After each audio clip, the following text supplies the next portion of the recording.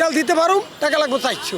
আগে ইনকাম ভালো হয়েছিল। মধ্যবয়সী মনিরুজ্জামানের আয় নেমেছে অর্ধেকে। গত কয়েকদিন আগে সারাদিন বাইক চালিয়ে 2000 টাকা আয় করা সম্ভব হলেও এখন আয় 1000 টাকা। আগে ইনকাম ভালো হয়েছিল, দেখা গেছে সকালে বাইরেলে রাত 8টা পর্যন্ত কত 2000 টাকা হয়েছে। আর এখন মনে করেন যে 8টা বাজে বাইরেতাম, তাই এখন সন্ধ্যা পর্যন্ত মনে করেন যে কত 1000 টাকা 800-900 টাকা এরকম হইতো। শুধুই মনিরুজ্জামান নয়, শহরের বুকে একটি বাইক নিয়ে সংসারের হাল ধরা এমন মনিরুজ্জামানের সংখ্যা অগণিত। তেল সংকটে হাহাকার করছে এমন শত শত মনিরুজ্জামান।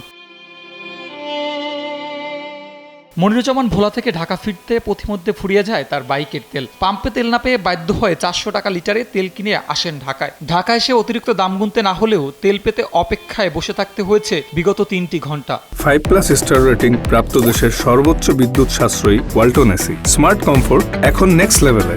জিগেলে কয় নাই মানে আমার কি 400 টাকা করে বাইক করে তেল দিছে। আমার গাড়িতে তেল নেই, গাড়ি ঠেলতে দিয়ে কয় ভাই তেল দিতে পারো, টাকা লাগবে 400। পরে কি আর 400 টাকা দিয়ে আমি তেল ভরছি, ভরিয়া নিয়ে ঢাকায় আইছি। ঢাকায় এখন তেল ভরছি, এখানে আগের দামে তেল আছে, ওরা 400 টাকা পাইলো কোথায়? আর ঢাকা তো 3 ঘন্টা, এই যে 3 ঘন্টা পরে সিরিয়াল দিয়ে হবায় পড়ছি তেল। লম্বা লাইনে দাঁড়িয়ে সময় নষ্টের সরাসরি প্রভাব পড়ছে বাইক রাইডারদের উপার্জনের উপর। পরিবার চালাতে হিমশিম খাচ্ছেন অনেকেই। পরিবারের উপর তো সংসার চলে অনেক কষ্ট চলতেছে। পরিবার চালাতে এখন আমাদের যান যায় অবস্থা, কিভাবে আসবো আমরা? 2-2.5 ঘন্টা আমরা বসে আছি, আমাদের ইনকামটা কম হচ্ছে, যার ফলে আমাদের পরিবারে একটু চাপ সৃষ্টি হচ্ছে। একদিকে সরকার বলছে তেলের সংকট নেই, অপরদিকে পাম্পগুলোতে দীর্ঘ লম্বা লাইন। অভিযোগের আঙুল সরকারের দিকেই তুলছেন কেউ কেউ। এখন সিরিয়াল দেওয়া লাগে মনে করেন শাহবাগ থেকে। সব পাম্পে তো তেল দিচ্ছে, তেলের তো কোনো কিছু না। এখন এটা সমস্যা করতেছে সরকার, গোলা পানিতে মাছ শিকার করতেছে। সে তো গভর্নমেন্টের সব আমলা কামলারা সবাই তেল পাচ্ছে, সবাই সবার মতো করে চলতেছে। পাম্প কর্তৃপক্ষের দাবি সরকার পর্যাপ্ত তেল দিচ্ছে। কেন তেল নিতে সীমাবদ্ধতা জানতে চাইলে বলেন,